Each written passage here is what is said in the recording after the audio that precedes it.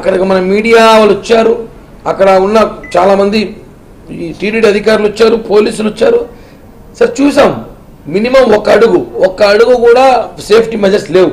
కోర్టులో కేసు వేస్తే కోర్టు వాళ్ళు ఒక కమిషన్, అడ్వకేట్ కమిషన్ వేసినప్పుడు అప్పుడు హడావుడిగా ఏదో కొట్టేశారు, గోడం కొట్టేసి మళ్ళీ గోడం కట్టుకున్నారు. పూర్తిగా ఏమైందంటే సార్, చీకటితో నడిపారు, మొత్తం చీకటిలో కట్టారు. లోపల ఏదో జరుగుతుంది అనుమానంగా ఉంది.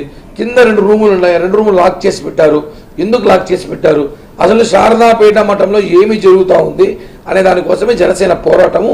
ఖచ్చితంగా చెప్తున్నాం, పూర్తిగా నిబంధనలకు విరుద్ధంగా కట్టిన మఠం అది. ఓకే, మీ దృష్టికి ఎప్పుడొచ్చింది కిరణ్ రాయల్ గారు?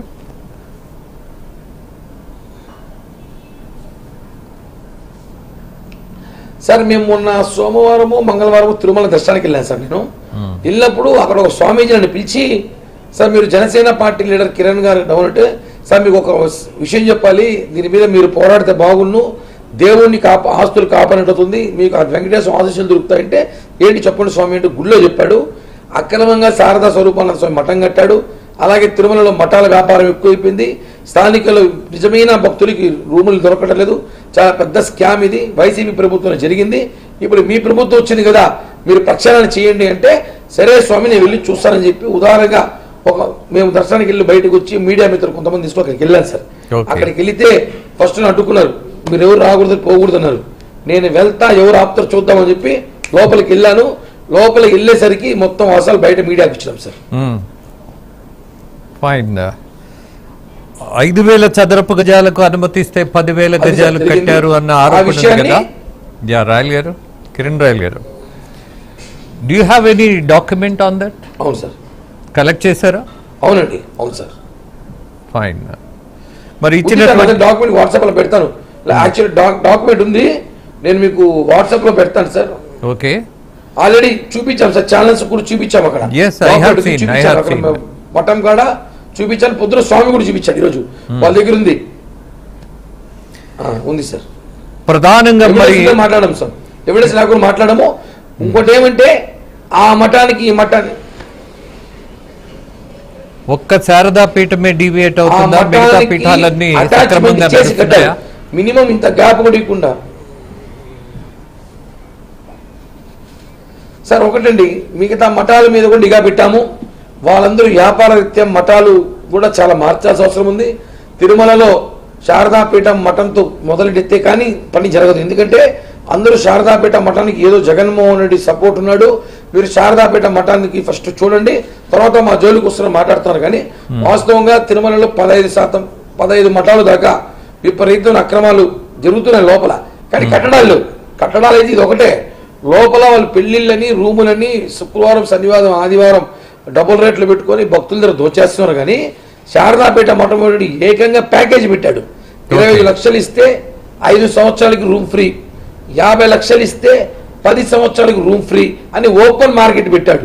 మీరు 25 లక్షలు కానీ ఇస్తే మీకు ఒక రూమ్ ఉంటుంది. అందులో సంవత్సరం రోజు 5 సంవత్సరాలు మీ బంధువులు, మీ కుటుంబ సభ్యులు ఎవరు వచ్చినా అక్కడ స్టే చేయొచ్చు. ఆయనకి 25 లక్షలు డిమాండ్ చేశాడు. ఒక ప్యాకేజీ అయిపోయింది. 5 స్టార్ హోటల్లో తీసుకున్నట్టు ప్యాకేజీ తీసుకొని తిరుమల రూములు ఇవ్వడం కరెక్ట్ కాదు, ఇది తప్పు అని చెప్పి మేము భావిస్తున్నాం సార్. ఫైన్. అలాగే ఏపీ సాధు పరిషత్ అధ్యక్షులు కూడా మీతో కలిసి మీ ప్రయత్నానికి తోడుగా నిలబడ్డారు.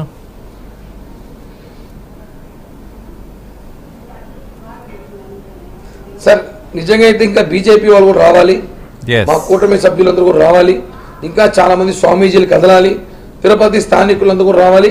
దీని మీద రేపు ఈఓ గారు కలిశాక ఆల్ పార్టీ రౌండ్ టేబుల్ సమావేశం ఏర్పాటు చేస్తాం. అందరం కలిసి మఠం కాడికి వెళ్దాం, ప్రజలకు తెలియాలి ఈ విషయాన్ని కూడా. ఈరోజు స్వామీజీ గారు కూడా వచ్చారు. దీంట్లో ఖచ్చితంగా దీనికి పూర్తిగా అందరం కలిసి పోరాడితే తప్ప ఇటువంటి ఇంకోసారి తిరుమలలో జరగకుండా ఉంటుందని చెప్పి కూడా అనుకుంటున్నాను sir. Yes, fine. It's a good decision Kiran Royal garu. కారణం ఏంటంటే కూటమిగా ఏర్పడి ఇవాళ అద్భుతమైనటువంటి తీర్పు ప్రజలు మీకు ఇచ్చిన తర్వాత, అలాగే పార్టీలుగా మీరు కలిసి ప్రయాణం చేయాల్సిన పరిస్థితి కూడా కనపడుతున్నటువంటి నేపథ్యంలో మీరు బీజేపీని అలాగే టీడీపీని కలుపుకొని ముందుకు వెళతాము అన్నటువంటి మీ నిర్ణయం సరైనటువంటి సమయంలో తీసుకున్న సరైన నిర్ణయం. ఎస్,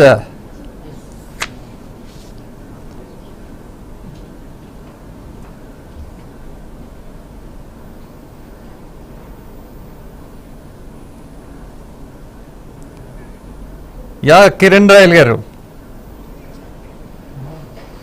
కూటమిగా ఏర్పడ్డారు, అద్భుతమైన విజయం సాధించారు. లేదు ఇంకో లైన్లో ఎవరు ఉన్నారేమో అనుకున్నాను సార్. సార్ యా సార్, కూటమి ఈ రాష్ట్ర ప్రజల కోసం, రాష్ట్ర శ్రేయస్సు కోసం ఈ కూటమి ఏర్పాటించుకున్నాం. ఈరోజు ఈ కూటమి కాదు, రాజకీయ అతీతంగా తిరుమలను కాపాడాలి. తిరుమలను కాపాడాల్సిన బాధ్యత హిందుత్వ మనోభావాల మీద అభిమానించే, గౌరవించే ప్రతి వ్యక్తి, వెంకటేశ్వర స్వామిని తన ఇంట్లో దైవంగా భావించే ప్రతి ఒక్కరు కూడా ఈ విషయంలో రావాలి. దీన్ని రాజకీయంగా పక్కన పెట్టి దీన్ని ఒక ధార్మిక క్షేత్రం కాపాడాలి.